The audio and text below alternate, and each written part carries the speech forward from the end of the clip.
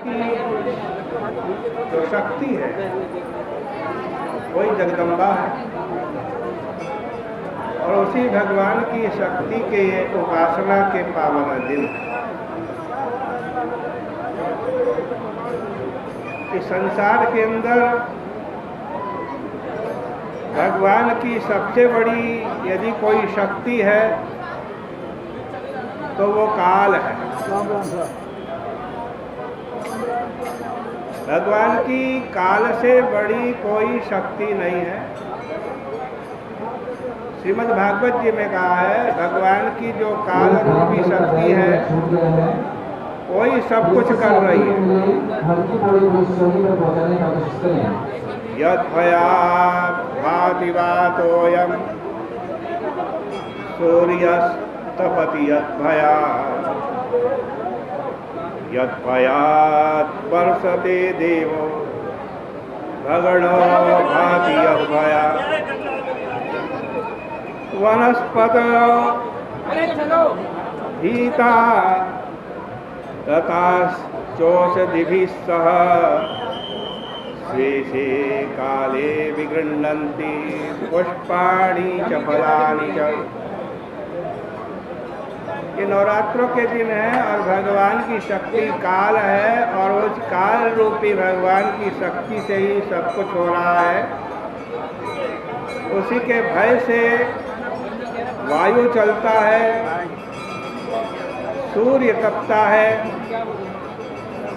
इंद्र वर्षा करता है, तारागण चमकते हैं, वनस्पति लता और औषधियाँ अपने अपने समय पर पुष्प और फल ग्रहण करती हैं, नदियाँ बहती हैं,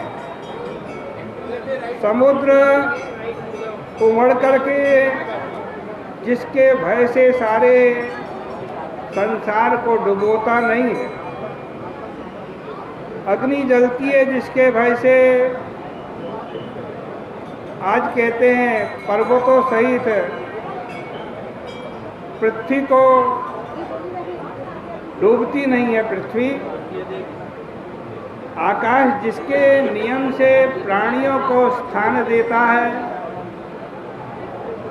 महत्तत्व सप्तावर्णों सहित अपनी देह को लोक रूप बनाता है और सत्वादि गुणों के अभिमानी देवता अर्थात ब्रह्मा विष्णु महेश जिसके वश में है। यह स्थावर जंगम जगत है, प्रत्येक युग में सृष्टि स्थिति संहार में जिसके भय से ये प्रवृत्त होते हैं, वह काल सबका अंत करने वाला है और उसी काल को अनंत भी कहते हैं। सबको जन्म देने वाला है और स्वयं अनादि है। वही प्राणी में से प्राणी को उत्पन्न करवाता है और मारने वाले को भी मौत से मार देता है। और ये काल कौन है? ये काल ही भगवान की शक्ति है। जैसा कि श्रीमद् भागवत जी के तृतीय स्कंद में लिखा है, एक काल संज्ञाम तदा देवीम विप्रशक्ति मुरुक्रमा। और सच्ची बात तो यह है कि इस काल से बढ़कर के भगवान की और कोई शक्ति प्रत्यक्ष रूप में नहीं दिखाई देती। तो वह सब ठीक ही लिखा है कि अंतर बहिर् पुरुष काल रूपै पर्यक्षतो मृत्युमृतामृतम च। अर्थात भगवान के दो रूप प्रत्यक्ष हैं।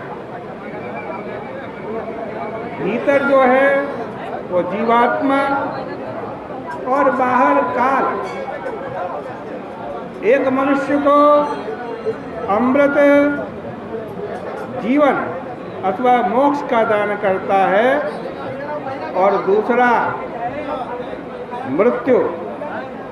तात्पर्य यह है कि आत्मज्ञान के द्वारा मनुष्य को मोक्ष प्राप्त होता है और काल की प्रेरणा से बाह्य विषयों में आसक्त होने से मृत्यु प्राप्त होती है।